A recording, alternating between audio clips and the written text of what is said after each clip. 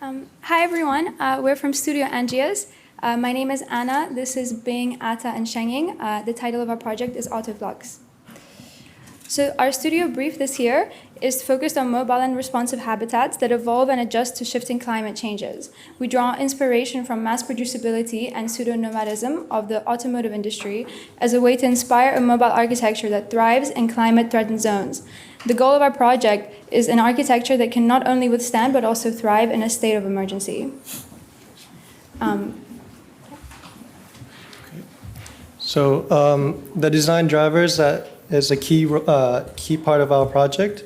There are susceptible environments, flooding, minimal space, and mass production.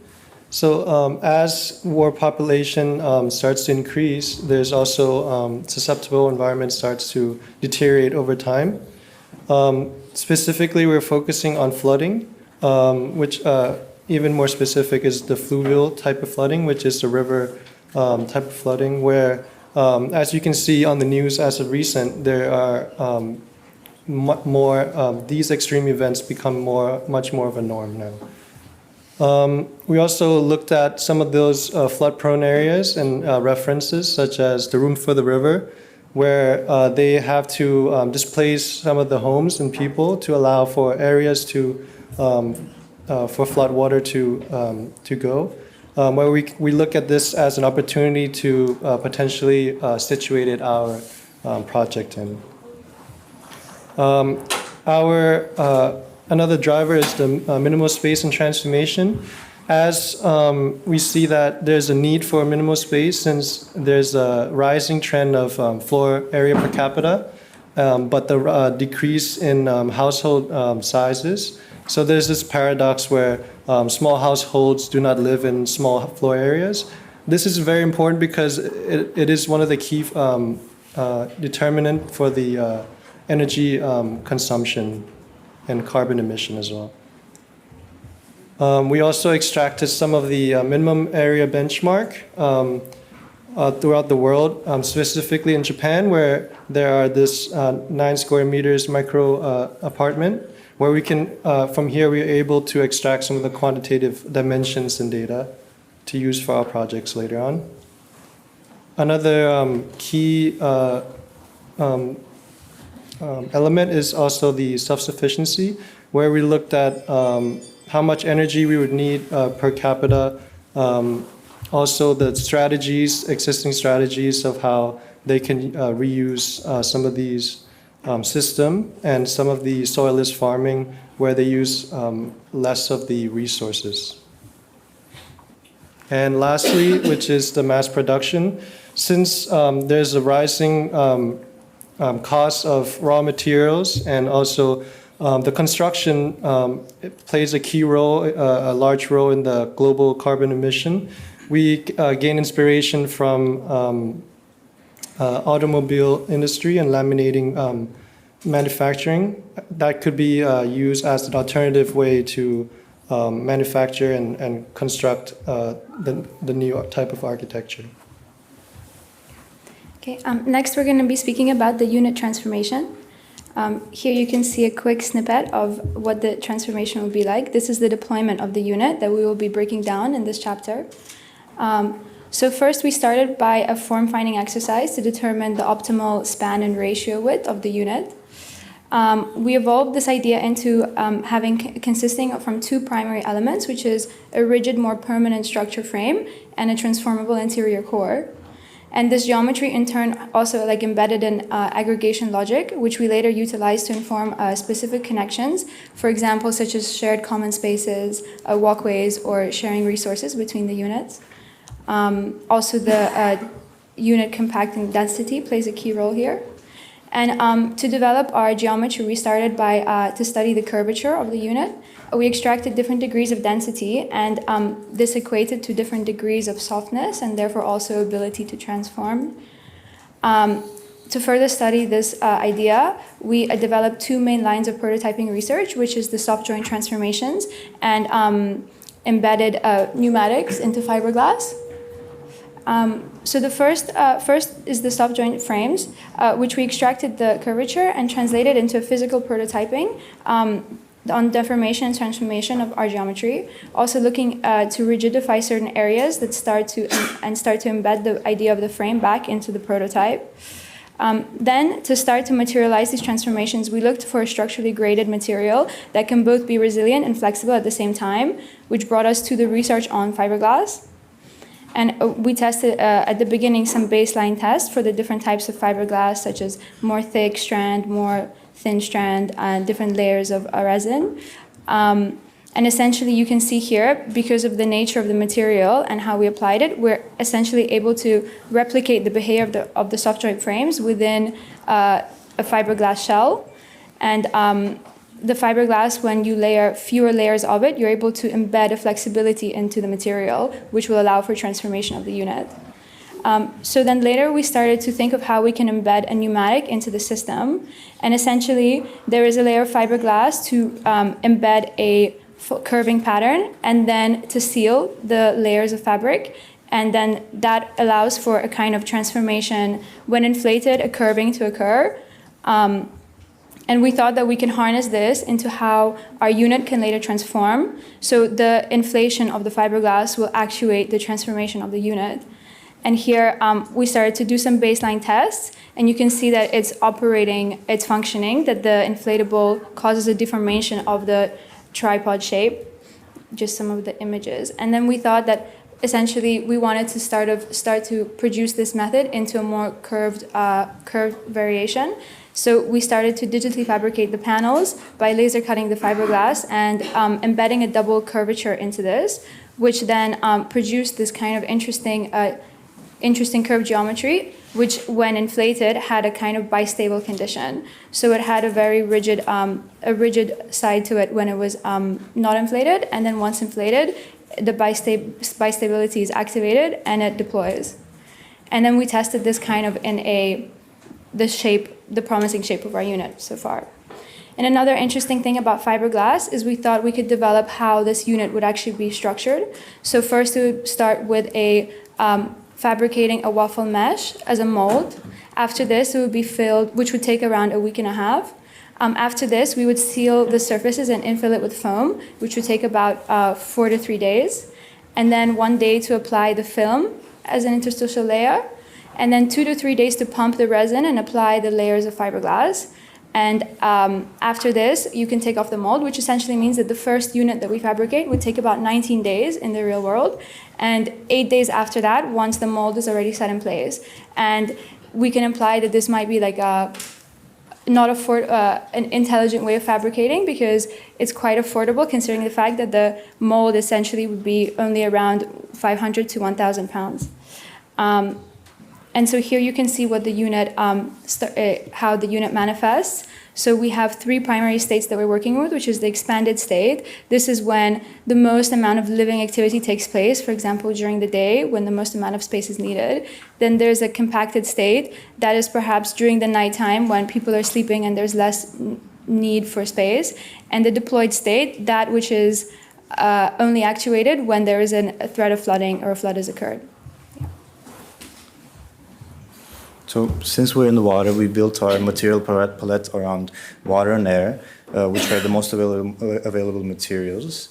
And we inspired the ballast tanks from the submarines and the offshore rigs to provide more stability and the lower level of buoyancy. So in this SPH simulation, you can see the 2 states of the unit, one deployed, one compacted. The one that's on the left has a higher level of buoyancy, which in return has a lower level of stability, and on the right has a lower level of buoyancy and a lower center of mass, which has higher levels of stability. And so our 3 states of the unit are triggered by internal and external effectors. In this case, the external effectors are the tidal flow, the rainfall, and the bathymetry of the river. So in this case, the tidal flow increases and the unit compacts and prepares for the flood, and then the propulsion systems activate to increase the stability of the unit and to keep it in its place. And then once the tidal flow reaches its maximum level, the unit deploys and sort of the interior creates a cocoon around the inhabitants to protect them from the flood. And here you can see the kind of the sectional change of the unit into the water. This kind of creates a higher level of stability because more of the unit is underwater, and the center of mass is much lower than the one before that. And then here you can see the propulsion system that we took from a startup company called Finex that uses these bladeless propellers that use pistons and air to provide propulsion without being disruptive to the environment and also being easy to repair. And then also looking at, again, the water and air as a material palette, we circulate the water and air around the skin of the unit by embedding these water channels into the fiberglass. And this provides a level of, it can provide cooling and heating, and also it can provide the ballast tanks with the needed air and water to create the balance of the unit. So the primary structural elements of our unit are the first is the rigid structure, that is the exterior frame and also the interior core. The core is what houses within it the essential services that can't be deformed. After that is the transformative structure. For that we're using a kind of a tension cable system, and the most soft element is the soft structure, that is the transformable human occupying part. And here you can just see all of the components. So the structural weaving, the pneumatic, and this is the interior transformable soft core, and then the structural frame and the essentials core. And so for the idea of the suspension cables, we were inspired a bit by some infrastructural projects that use this kind of suspensioning system to stabilize structure. And also we're interested in some of our initial term 2 prototypes, which is the robotic stringing, which is the act of sort of intentional stringing that we use to create some mobile joints. And this is kind of our way of how we're going to create a suspensioning of the interior soft core from the exterior rigid frame, which that kind of dichotomy allows for the soft to transform and the rigid to remain the same. Here you can just see this sort of section manifesting through, this is the interior core, and then the exterior weaving and the structural shell. And so the floor system draws from this research that we did on pre-tension fabrics with 3D printing that pre-programs the fabrics into transforming into certain shapes. This also combined with the fiberglass research that we did. We create this sort of skin of a floor that can curl up together with the frame and the interior soft shell.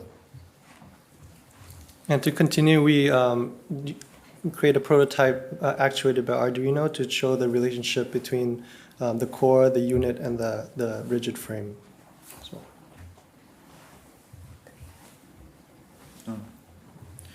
One of our early research was looking at the capsule tower and looking at the room and then analyzing it through motion capture and through motion capture and providing this body motion data, and then getting some volumetric and also motion path information from this that we could digitize and gather some data on consumption, on energy, and on water. That provide us with our sort of basic requirements for the unit. And then to scale up this approach, we looked at AI. So we started out with a basic sort of decision tree, but then moved on to a needs-based AI, which is more human-like, which can decide more in sort of complicated situations. And it runs on this actions and considerations cycle where both of them create a feedback loop that affect each other. And the best actions are sort of performed, and then the considerations look at the scoring of the actions. And then a decision is made based on a few basic questions. And then the sort of the needs are also graded on these curves that provide different levels of urgency for different levels of needs. And then the action is performed through a three of decisions.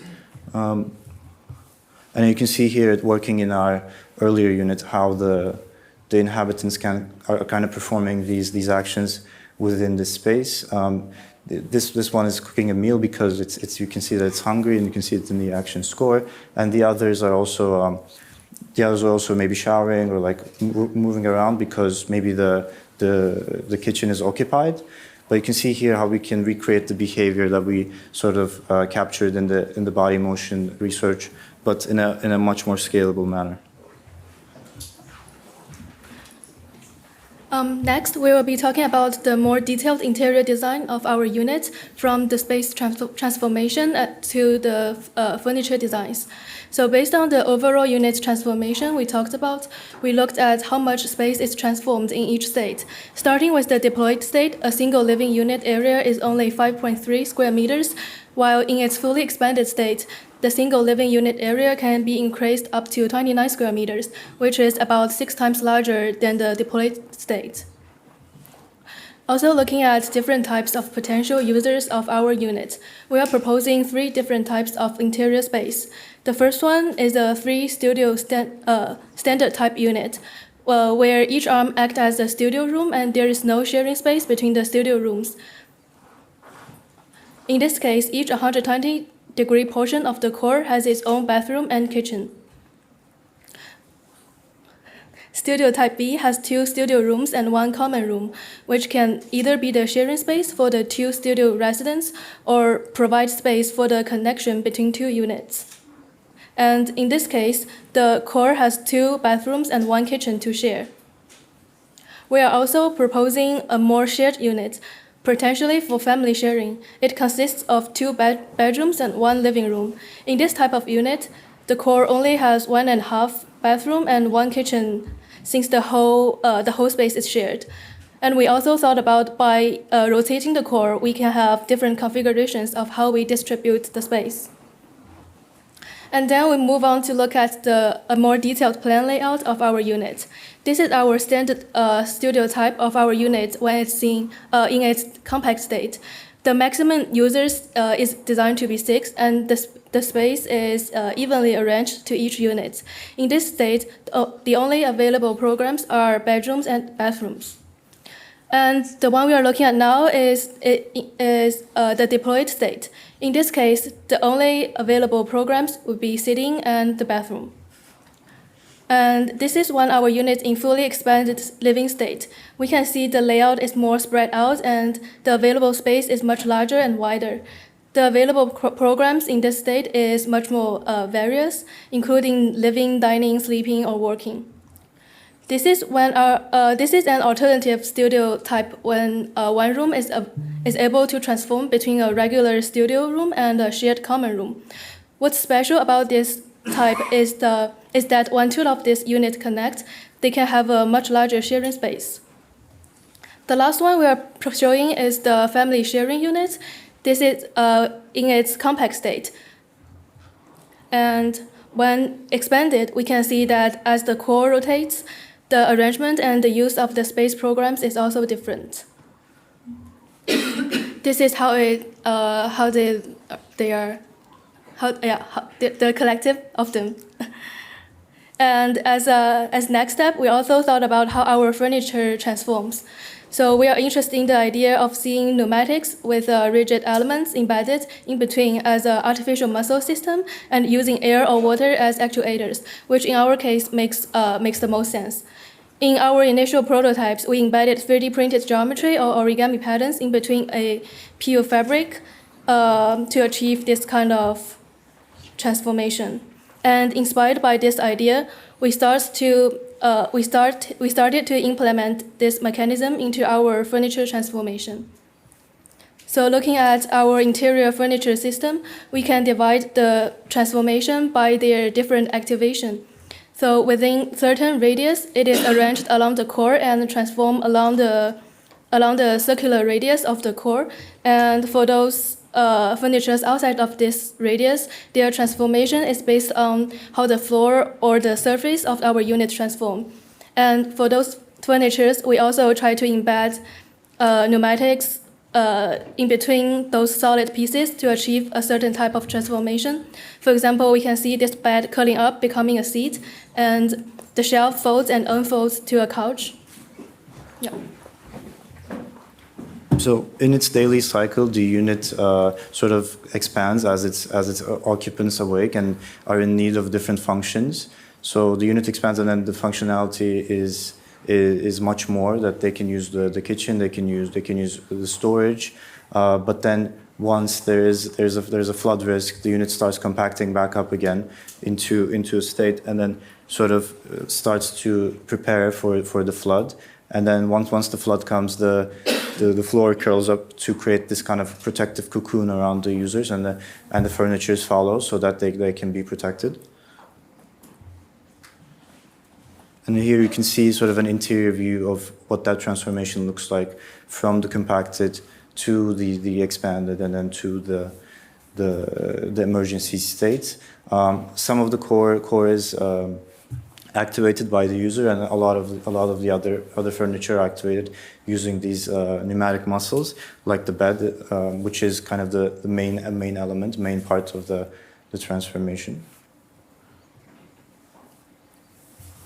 And then here you can see the three states, the biggest one, the expanded one, the compact one, which is a more kind of a sleeping and a non-occupied version, and then the deployed one, which is the emergency state. And you can see the furniture is laid out in sort of the different states, and how humans kind of occupy that area when it's compact, and then when it's expanded. And here you can see kind of this rotation around the core, and this is showing how the different arms are occupied by different users, and then for different needs.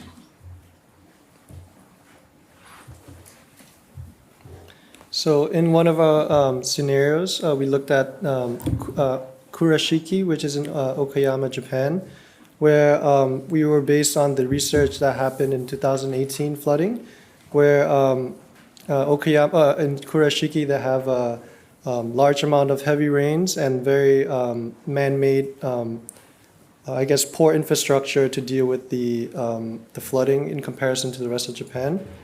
Where in the location of the site, as the global warming become more apparent, they have a record-breaking heat. And there's a clashing of pressure, which creates a record-breaking rainfalls, which resulted a large frequent flooding and a failure of infrastructure. And here are some of the terrain, which is relatively flat. So therefore, when the flooding water or the water level rise only a few meters, most of the city are impacted. Also, we looked at the depth of the river itself, and through the research, it was described that the area where the highest flow of water happens above the deepest part of the river. So along the riverbanks, the flow are much slower. And here's some of the condition that or events that happen in Kurashiki. So the levee, which were man-made and maybe 20 years old, often create this failure of infrastructure and create this large flooding to the city. The constraints that we have to deal with is the higher flow of the river, the debris, but also it's not just the impact of the water, but the aftermath that happens. So what happens to the people who do not have the homes or infrastructure, roads, clean water, and food. So these are the things that we are dealing with as well. Looking at the flooded state, we look at the unit choreography that is performed when the units start deploying. It's almost like this, it's performed in sync, and it's almost like this water ballet kind of aspect of the units that in sync they compact, and they come into this the most smaller group configuration, and then they deploy up so that they can shrink even more, so that they can hide in the sort of the riverbeds of the river. So here's a visualization of the storyboard of when the flooding happens. So once it's forecasted for a heavy rainstorm or a typhoon to rain overnight, the unit is informed, then start to relocate and reconfigure it into the compact mode, as previously discussed.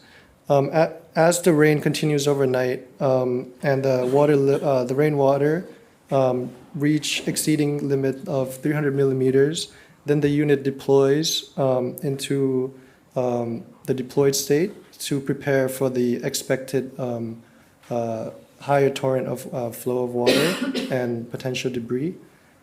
And here you can see some of the configuration where they move along to the side of the bank, where, as we mentioned, there are less debris happening along the edge, and also the flow are much slower in comparison to the middle of the river.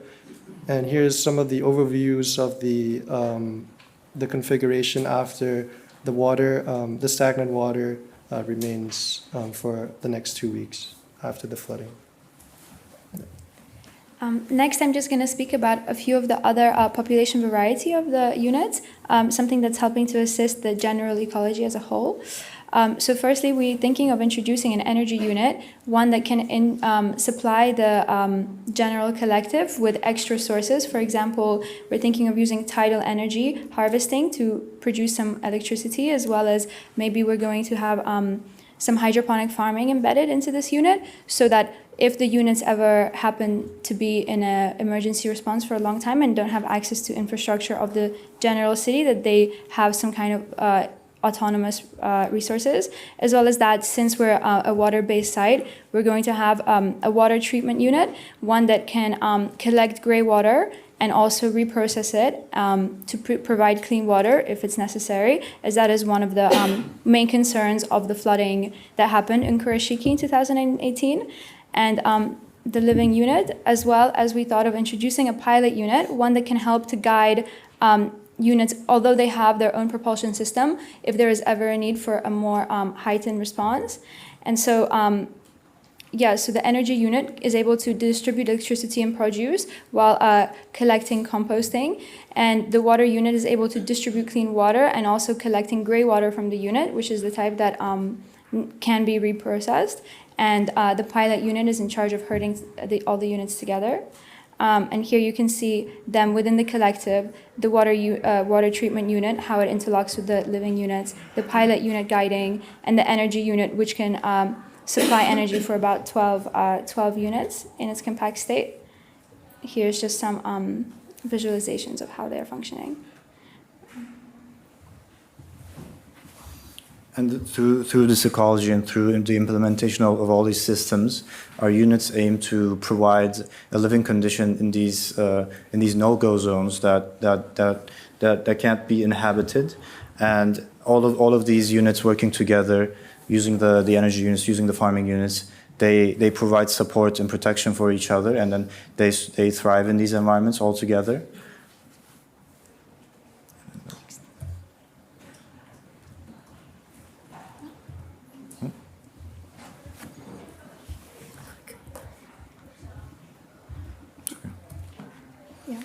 Thank you. Can you share the presentation?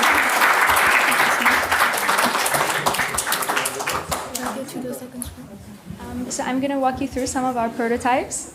So firstly, here you can see this is the final massing of the unit in its 3 states. After that, you can see these are the kind of the essential other units that help to supply the collective. After this, we're transforming to the frames. So this is the Arduino actuated frame, and here you can see some of the research on the soft joint, how the deformation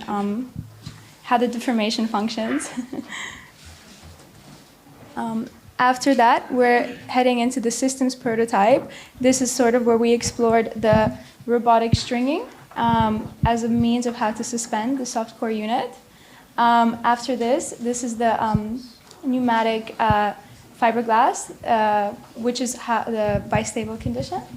And then over here we have the 2 section models, one in the deployed state and one in the expanded state. You can see the transformation of the space inside and especially how much water actually fills up in the ballast tank at the bottom. And this is a micro site view. This is the unit ecology. You can see how they interface with the city of Kurashiki. Here at the back, you can see sort of, this is the compacted state, so state of emergency. The units line along the coast as the water flows to the forward. And here is the deployed, here is the expanded state where units are in their natural environment. They're just able to occupy all parts of the river. And these were some of the earlier soft joint prototypes, which you can play with if you want to. They're very transformable. And they're actually a really interesting way of generating new types of geometry. And then these were some of the older site models and some of the pre-tension fabric prototypes as well over here. Yeah, thank you.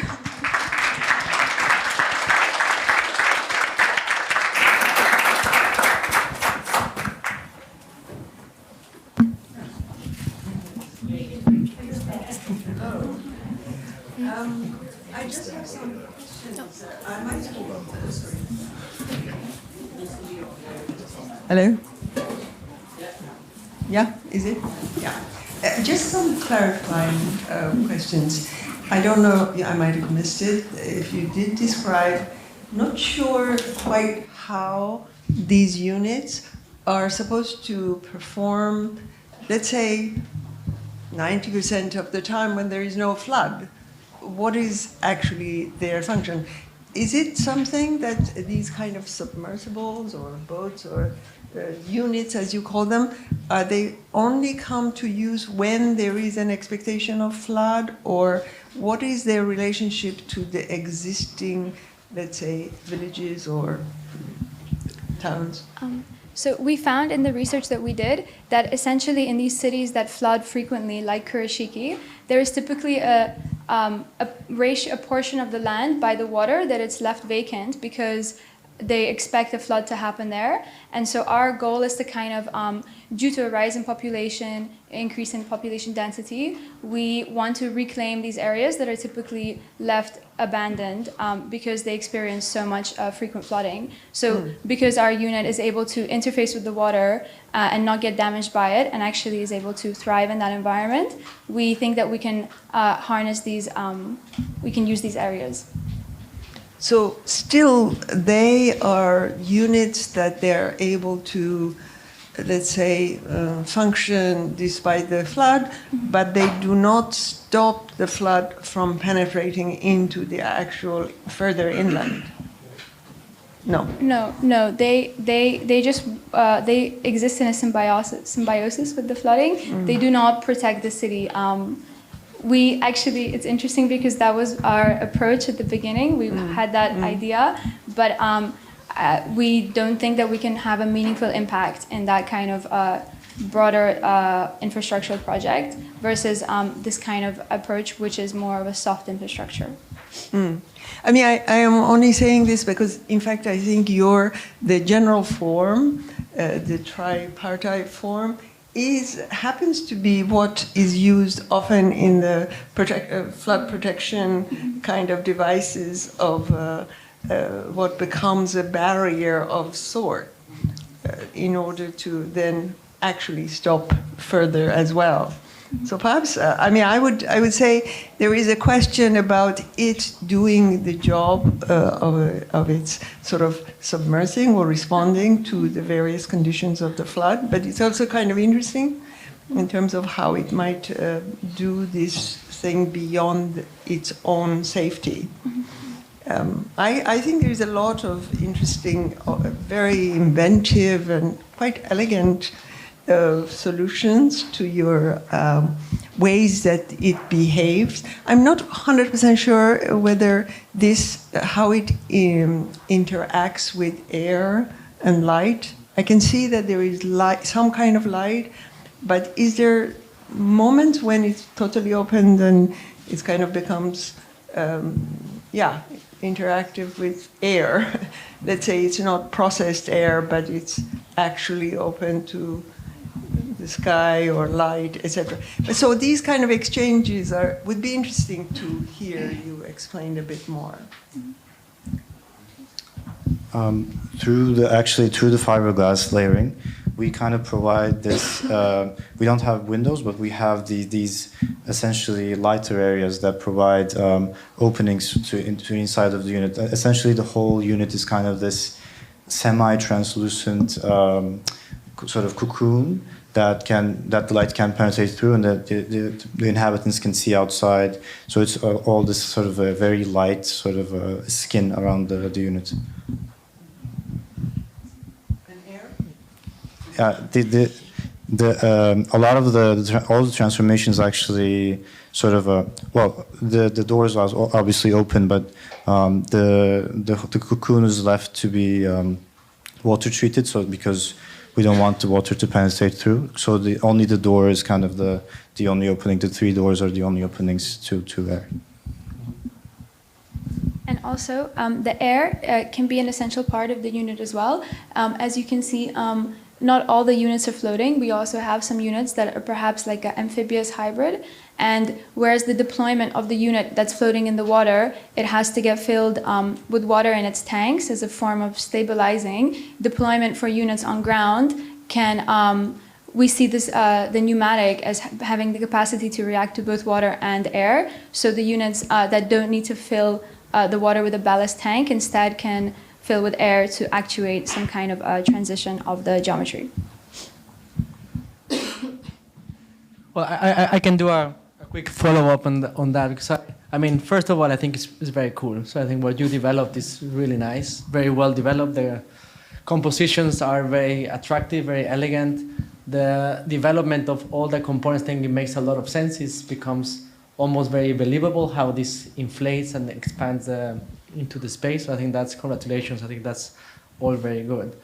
The part that I have a bit of a doubt, and maybe you went through it before and you didn't explain it, is the fluid dynamics part. Right? I think it touches on what you were saying, that this form looks more like it's meant to be stopping the water, right? But when you then say that it's supposed to allow the water to flow and they get compacted, it doesn't seem that you are analyzing that this is the optimal form to allow the water to flow through, right? I mean, you can see there that this forms more turbulence.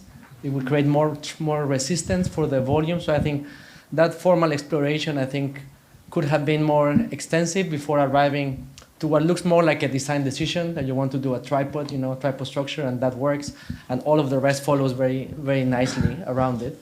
But that, I think, just brings it back to the beginning, that this form, to me, if it's meant to be floating, moving, allowing water to have less of an obstacle, less turbulence inside where you're there, I think this form is not the right one, right? Or it's not the optimal.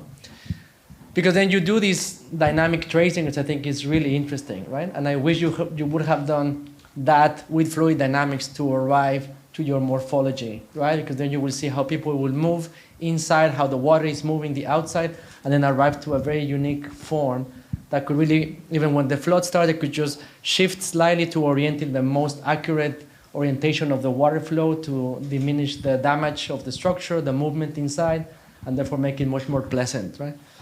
So I think all the rest, I mean, I don't want to go too much in detail to allow everyone else to speak, but I think that to me was that because you do everything so nicely afterwards, that initial part to me is a missed opportunity. Yeah.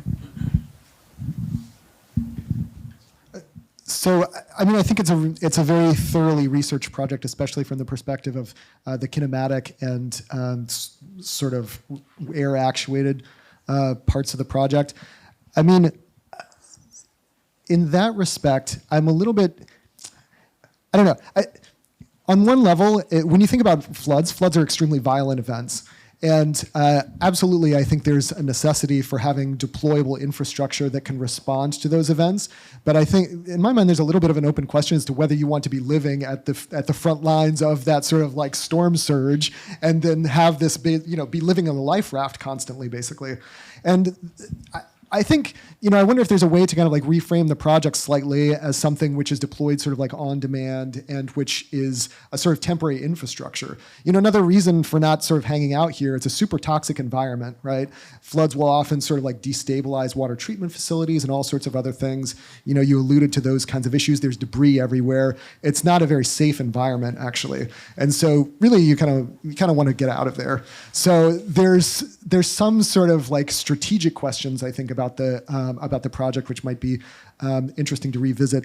I do think that your work around the almost like soft robotic structures is quite compelling. I mean, one aspect of that I was a little bit curious about. It gave me some flashbacks of this sort of like show from MoMA in the 70s, The New Domestic Landscape, which was thinking about how we might live in these kind of like very compact spaces. Is there a reason why there's sort of like rigid, stable furniture in there and not inflatable elements that are actually constantly dynamically changing and also potentially a little bit more, a little bit more cozy or something like this? So I guess that's one question is like, from my perspective, that's actually one of the most compelling threads of research. And I feel like there's an opportunity to amplify that and sort of connect it more directly with these kinematic studies of human behavior and how you actually inhabit the space. I mean, like these, for example, I think are really fantastic and show the breadth of form that's possible with these specific sorts of geometries. So anyway, I mean, maybe you did think about inflatable furniture, but I guess that was one of my first instincts in the project.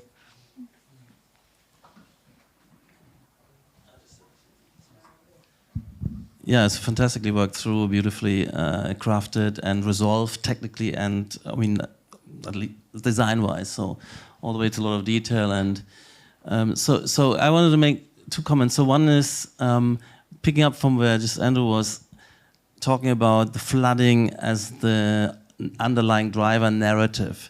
And I'm not sure if this project doesn't rely on it. We had other projects at DRL where you had water-based colonies, and rather than survival was the advantages. And you do have obviously now a lot of projects where you have not only seasteading but also more even mundane extensions into water edges, colonies of villas. And what is interesting about this is the transformability and the reconfigurability becomes a not just huddling together to resist the flood, but has functional potential of growing the city, of growing community structures and reconfiguration, double and triple units growing and shrinking, is maybe a better sub-narrative, I mean, which could redeem a lot of this stuff.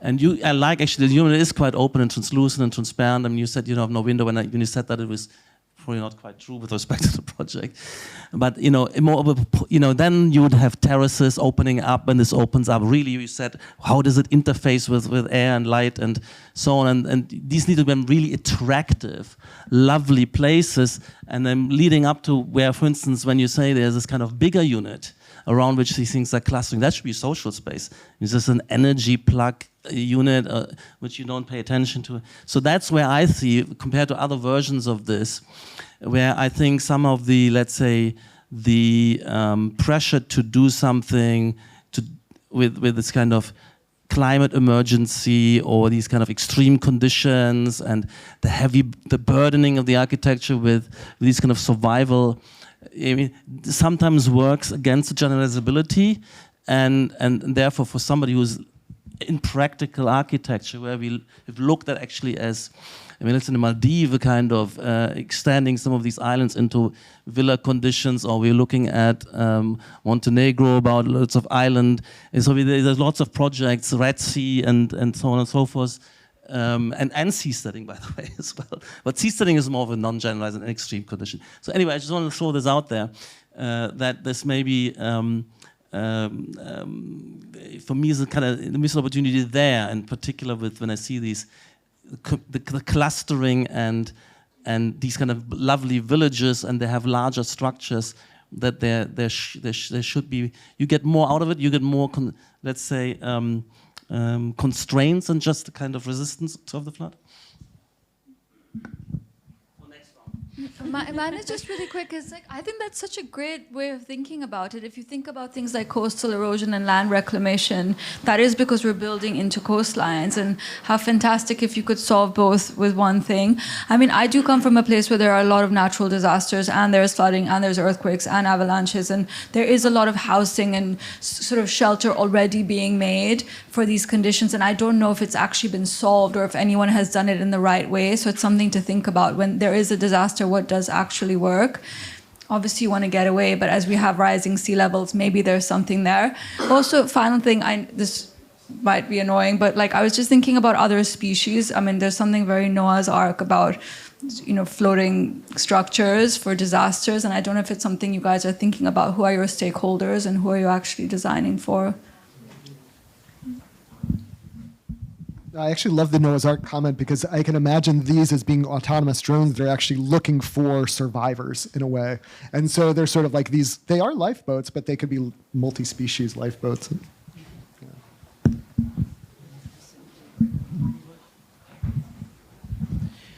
I really want to I really want to congratulate you guys for the work that you have done. I really very much want to maybe shift the focus not on the final product as such, but the amount of research that you have done in soft joints and origami configurations. I think the attention and the actual quite scientific way you went about, the materiality and the system, it's very sophisticated and quite believable in a way. So there is something to do, of course, with the final shape or final function that could be, brought into different levels. But I think the core part and what I really appreciate about your project is the amount of attention that you have done to the single little component of the floating platform outside of the entrance, all the way to the interior furniture that, yes, are rigid and not inflatable, but yet they have quite a sophisticated way of moving around, getting into each other. So there is, for sure, in terms of the research part and the attention to the detail of the design, you have done a very compelling project. So thank you. Thank you. Yeah, I can second that. A bit biased opinion, but no. In general, just to maybe answer to some of the questions on the table. I think these are very valid comments, and in a way, for instance, the issue of dealing with flooding, like Patrick says that perhaps it's a missed opportunity that we don't go to the Maldives, but I would say that actually it's not a missed opportunity. I think we are dealing with the flooding even if we don't want to. And I dealt with flooding in Italy personally. And of course, you want to escape, but sometimes you cannot escape. And that's the limit of the typical kind of approach to architecture, that the fact that you cannot move, you have to really face it. So in a way, to me, like the idea of being able to be mobile, reconfigurable, in a way like potentially even move from this area. Perhaps they didn't show it, but the idea of these communities that they can migrate if necessary. And I think, also the comment that Oma made, actually, she's really spotted the kind of initial, let's say, input of the project, which was, as Anna mentioned, like initially they were thinking about mitigating the impact of flooding.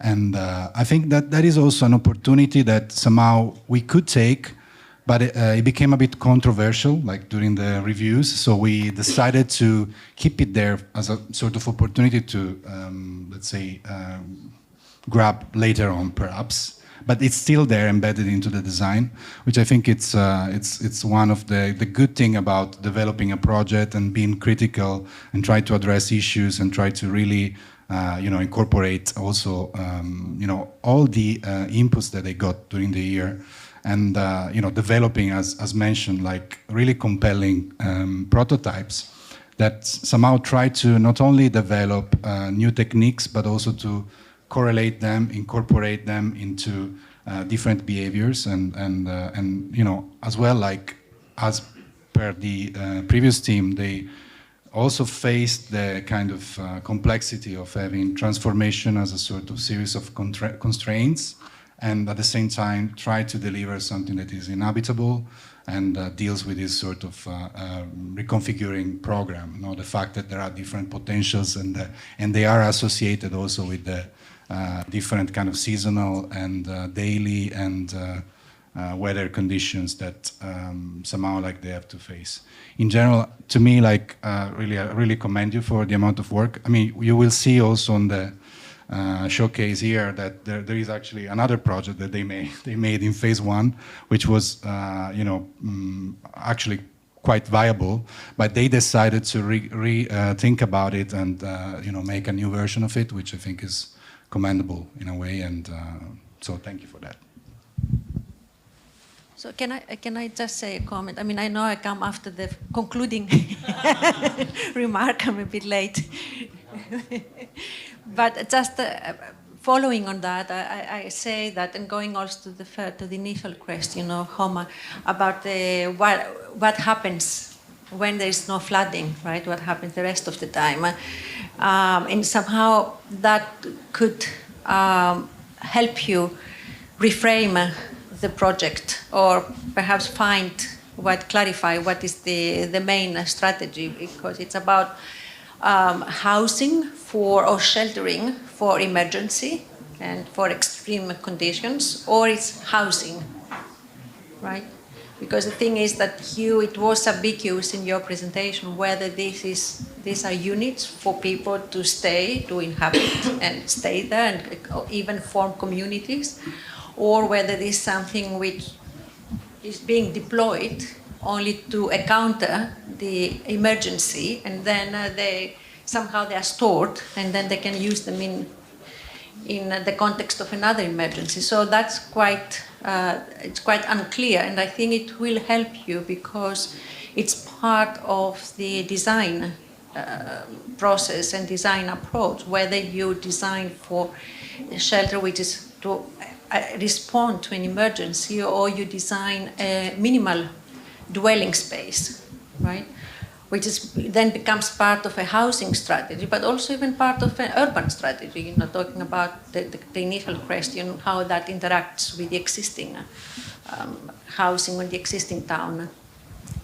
But yeah, very rich and very beautiful and nicely crafted. I agree with Patrick. Thank you. Thank you. Yeah, thank you. Yeah, I think it's important to pick up on that point, because I think one way that we can discuss reframing is just what kind of conversation do you really want to participate in. I think it would be interesting for the studio to consider, for example, like moments in time when people looked at the issue of housing within a particular framework, within a particular contemporary project, and see, like, for example, is this a new version of the case study houses? Is this a new version of Smithson's House of the Future? The issue of talking about flooding as a way to mediate, once in 100 years, once in 20 years, once in 5 years event by itself, I think is obviously commendable to consider that. But you should also keep in mind, like in London, the mayor had an initiative to basically build in Thames, and had piloted projects like pontoon architecture, housing, to basically address just the housing shortage issue. So I think you could have very different conversations around the project, and I think the more ability you're able to absorb that into the way that you think about it, I think the more opportunities there is for a project like this. And that's where I think the issue of the narrative and the storytelling and all of that is a very useful driver in the beginning, but I think at this moment of self-reflection, I would zoom out again, not be so tied to individual detailed design systems that you've made, but holistically try to understand. Before the question about what's the purpose, here, for example, it's very clear that this is a piece of housing, at least to me. It doesn't seem like this is an emergency response system that's like flat packed and deployed. It seems like this is potentially a new norm where we have to consider these other variables in the environment. And if you present it in this way, I think the presentation would be radically different. We wouldn't be looking at too much of these submergibles. we would be looking about actually how does this really deal with situations of density, urbanity. Like when I look at some of these organizational logics, when you have thousands of these together, are they like lily pads? Are these other pieces that you're designing, like Patrick was saying, new social spaces? If so, what kind of social spaces? What does that mean in this context? So I think that there are opportunities there for you guys to consider. I think Andrew spoke, quite eloquently about this kind of soft, robotic, almost imagery of the outside. The interior, I think, I share his thoughts, could have been considered a little bit more soft. I'm not talking about literally inflatables, but I think living in this kind of environment probably has a radically different lifestyle. Just like if you're living in a canal boat, the way that you occupy your everyday is not the same as, let's say, the flat that you go home to at the moment. So I think those kind of making those details legible, I think will help you have very different conversations to very different audiences. And I think the desire for all of this has to be that this isn't just an academic exercise. I mean, that's the danger, to be honest with you, for somebody like me who tries to commit a lot of time to this, to think that these ideas at the end of the day just sit here and are put on a shelf. There has to be more ambition in terms of how we basically talk about the everyday problems being addressed. And that's where I think the flooding, the extreme, all of these different issues by themselves should not rely on the narrative as being the only way to interpret the project. So I think you guys got a lot of very interesting conversation building up on the project. Now the desire, I think, is for you to kind of incorporate that and to think what the next steps are. So I think it's a very good way to start the second session. We got 2 more teams, so I'm going to say congratulations. And we're going to start moving some of these projects.